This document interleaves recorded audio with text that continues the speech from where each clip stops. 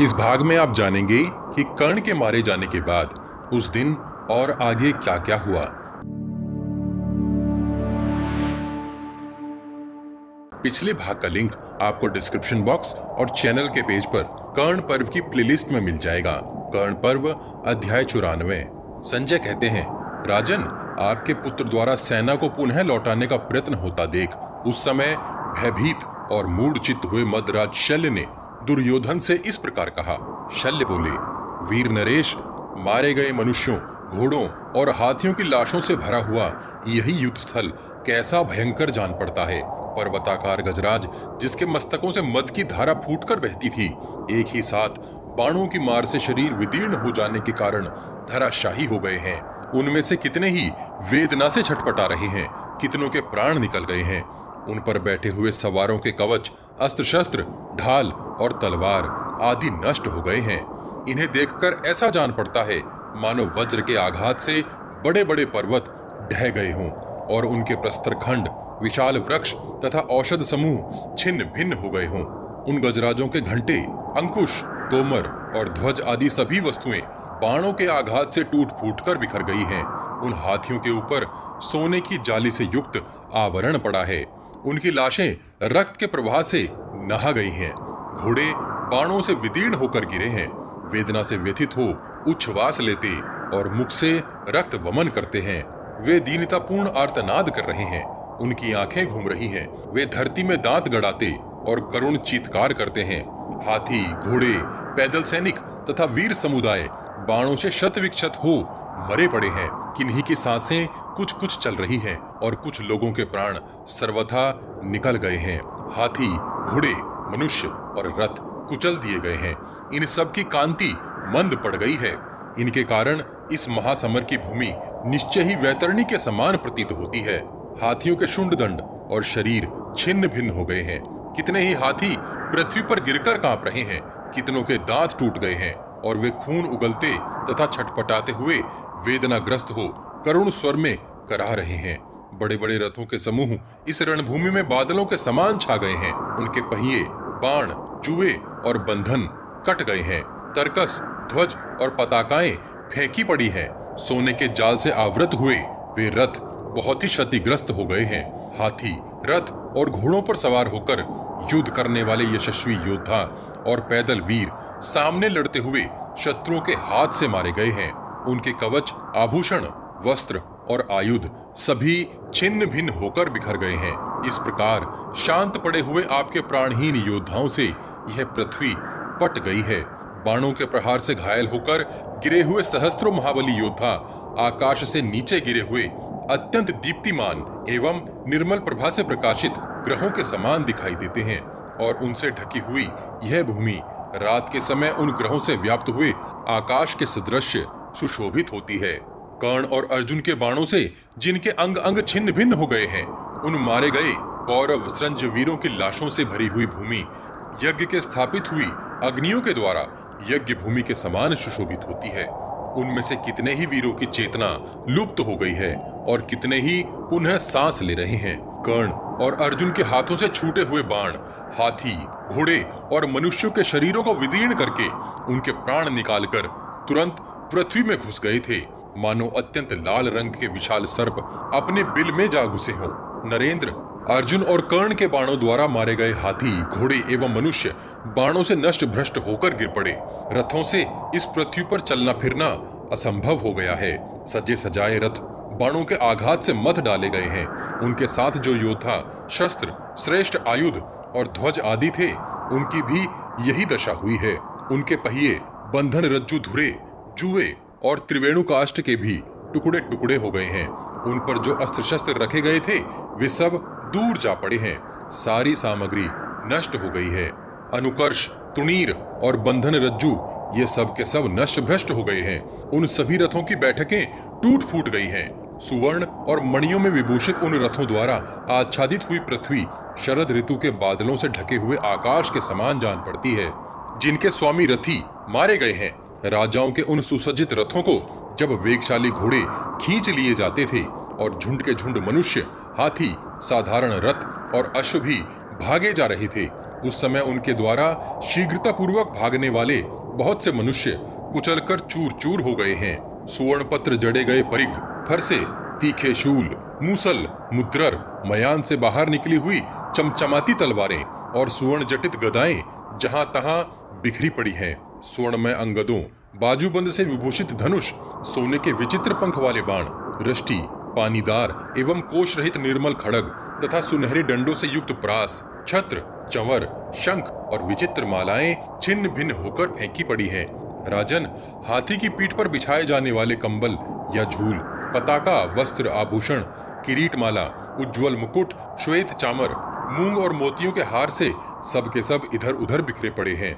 शिरोभूषण, केयूर, सुंदर अंगद, गले के हार, पदक, सोने की जंजीर, उत्तम मणि, हीरे, स्वर्ण तथा मुक्ता आदि छोटे बड़े मांगलिक रत्न, अत्यंत सुख भोगने के योग्य शरीर, चंद्रमा को भी लज्जित करने वाले मुख से युक्त मस्तक, आच्छादन वस्त्र तथा मनोरम सुख, इन सबको त्याग कर स्वधर्म की पराकाष्ठा का पालन करते हुए संपूर्ण लोकों में अपने यश का विस्तार करके वे वीर सैनिक दिव्य लोकों में पहुंच गए हैं।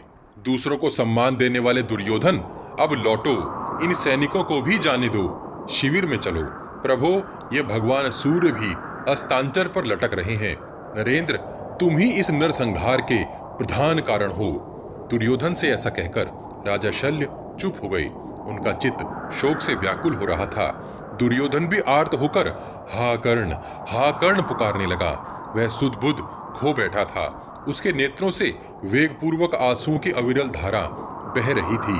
द्रोणपुत्र अश्वत्थामा तथा अन्य सभी नरेश बारंबार आकर दुर्योधन को सांत्वना देते और अर्जुन के महान ध्वज को, जो उनके उज्जवल यश से प्रकाशित हो रहा था, देखते हुए फिर लौट जाते थे।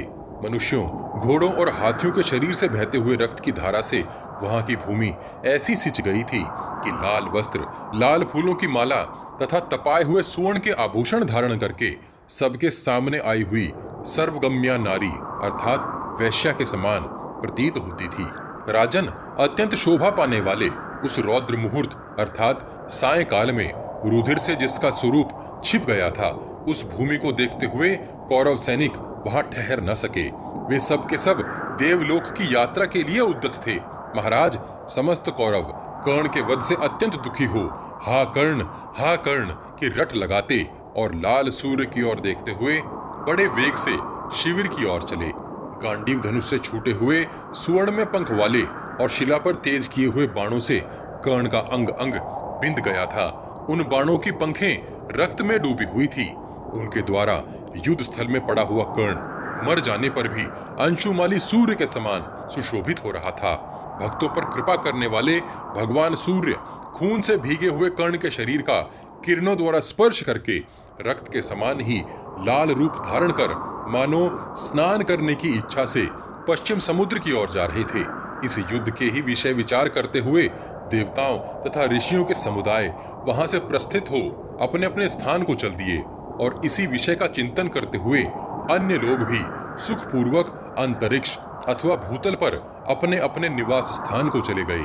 कौरव तथा पांडव पक्ष के उन प्रमुख वीर अर्जुन और कर्ण का वह अद्भुत तथा प्राणियों के लिए भयंकर युद्ध देखकर सब लोग आश्चर्यचकित हो उनकी प्रशंसा करते हुए वहां से चले गए। राधा पुत्र कर्ण का कवच बाणों से कट गया था। उसके सारे वस्त्र खून में भीग गए थे और प्राण भी निकल गए थे, तो भी उसे शोभा छोड़ नहीं रही थी।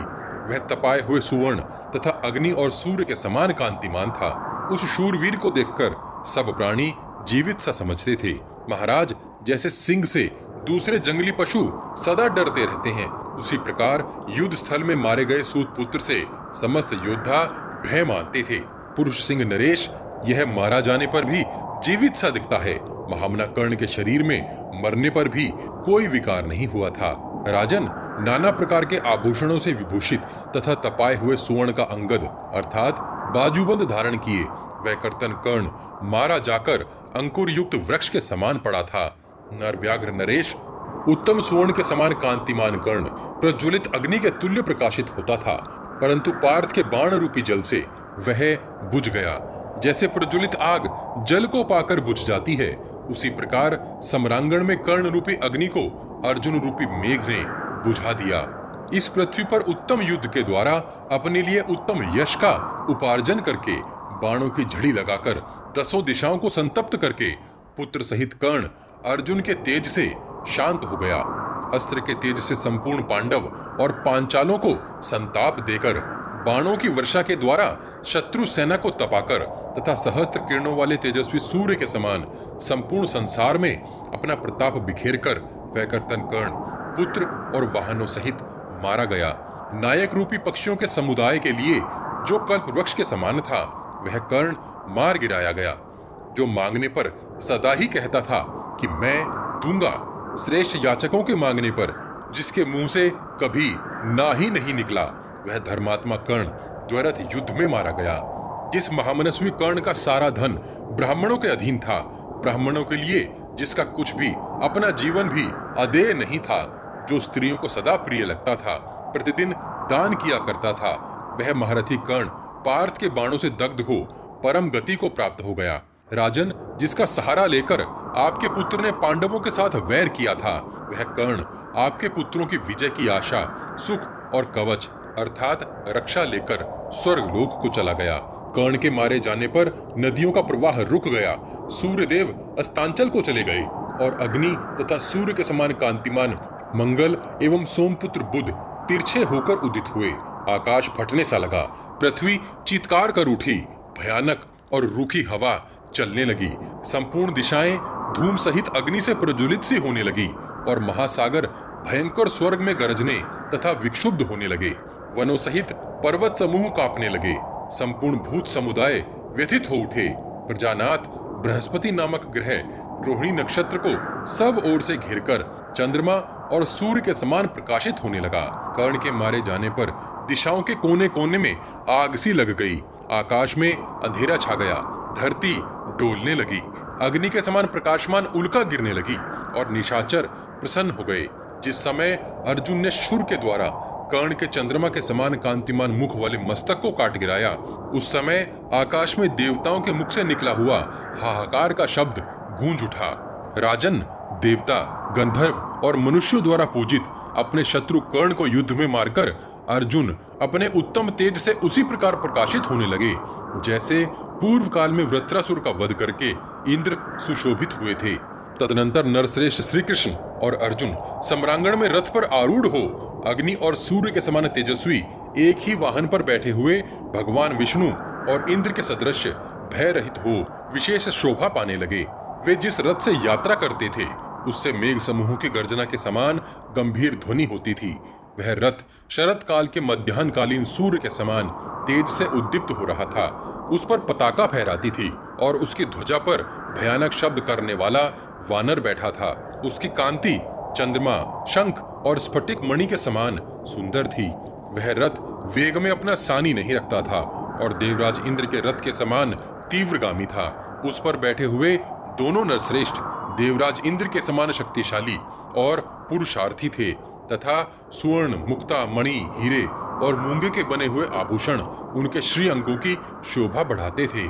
तत्पश्चात धनुष की प्रत्यंचा, हथेली और बाण के शब्दों से शत्रुओं को बलपूर्वक श्रीहीन करके उत्तम बाणों द्वारा कौरव सैनिकों को ढककर अमित प्रभावशाली नरश्रेष्ठ गरुड़ ध्वज श्री कृष्ण और कपि ध्वज अर्जुन हर्ष में भरकर विपक्षियों का हृदय विदीर्ण करते हुए हाथों में 2 श्रेष्ठ शंख ले उन्हें अपने सुंदर मुखों से एक ही साथ चूमने और बजाने लगे।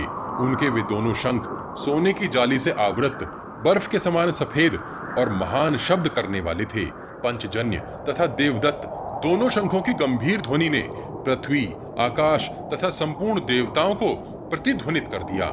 नृपश्रेष्ठ श्री कृष्ण और अर्जुन की उस शंख ध्वनि से समस्त कौरव संत्रस्त हो उठे। अपने शंखनाद से नदियों, पर्वतों, कंदराओं तथा काननों को प्रतिध्वनित करके आपके पुत्र की सेना को भयभीत करते हुए वे दोनों श्रेष्ठतम वीर युधिष्ठिर का आनंद बढ़ाने लगे। भारत उस शंख ध्वनि को सुनते ही समस्त कौरव योद्धा मध्यराज शल्य तथा भरतवंशियों के अधिपति दुर्योधन को वहीं छोड़कर वेग पूर्वक भागने लगे। उस समय उदित हुए 2 सूर्यों के समान उस महासमर में प्रकाशित होने वाले अत्यंत कांतिमान अर्जुन तथा भगवान श्री कृष्ण के पास आकर समस्त प्राणी उनके कार्य का अनुमोदन करने लगे। समर भूमि में कर्ण के बाणों से व्याप्त हुए वे दोनों शत्रु संतापी वीर श्री कृष्ण और अर्जुन अंधकार का नाश करके आकाश में उदित हुए निर्मल अंशुमाली सूर्य और चंद्रमा के समान प्रकाशित हो रहे थे। उन बाणों को निकालकर वे अनुपम पराक्रमी सर्वसमर्थ श्री कृष्ण और अर्जुन सुहृदों से घिरे हुए छावनी पर आए और यज्ञ में पदार्पण करने वाले भगवान विष्णु तथा इंद्र के समान वे दोनों ही सुखपूर्वक शिविर के भीतर प्रविष्ट हुए। उस महासमर में कर्ण के मारे जाने पर देवता, गंधर्व, मनुष्य, चारण, महर्षि, यक्ष तथा बड़े बड़े नागों ने भी आपकी जय हो, वृद्धि हो ऐसा कहते हुए बड़ी श्रद्धा से उन दोनों का समादर किया। जैसे बलासुर का दमन करके देवराज इंद्र को भगवान विष्णु अपने सुहृदयों के साथ आनंदित हुए थे, उसी प्रकार श्री कृष्ण और अर्जुन कर्ण का वध करके यथा योग्य पूजित तथा अपने उपार्जित गुण समूहों द्वारा भूरी भूरी प्रशंसित हो हितैषी संबंधियों सहित बड़े हर्ष का अनुभव करने लगे। कर्ण पर्व का अध्याय 94 यहीं समाप्त होता है। अगले भाग में जानेंगे कि कर्ण की मृत्यु के बाद श्री कृष्ण ने युधिष्ठिर से क्या क्या कहा। उसके बाद पूरा कर्ण पर्व समाप्त हो जाएगा। कृपया चैनल को ज्वाइन करके आप हमारे सहभागी बन इसे आगे बढ़ाने में अपने सामर्थ्य अनुसार सहयोग दीजिए। आप सभी का धन्यवाद। इस विशाल ग्रंथ महाभारत को शीघ्रता से समेटने के लिए हम ग्राफिक्स के साथ पॉडकास्ट का सहारा भी ले रहे हैं, ताकि आप तक कुछ जल्दी से महाभारत का सही रूप पहुंचाया जा सके। आपको हमारा प्रयास कैसा लग रहा है, कृपया कमेंट बॉक्स में कमेंट करके हमें जरूर बताइए। पिछले सभी भाग आपको हमारे चैनल के पेज पर और इस वीडियो के डिस्क्रिप्शन बॉक्स में भी मिल जाएंगे। हम हर सीरीज की एक प्लेलिस्ट भी बनाते हैं। उम्मीद है आप हमारी वीडियोस अपने उन दोस्तों को शेयर जरूर करते होंगे जो महाभारत का सही रूप समझना और जानना चाहते हैं। आपके हर शेयर से हमारा मनोबल बढ़ता है। अपने प्रियजनों तक यह ज्ञान पहुंचाने के लिए वॉच गॉड चैनल को सब्सक्राइब और शेयर करना मत भूलिए। सब्सक्राइब बटन के बगल में बनी छोटी सी घंटी भी बजा दीजिए। जय श्री कृष्ण। हर हर महादेव।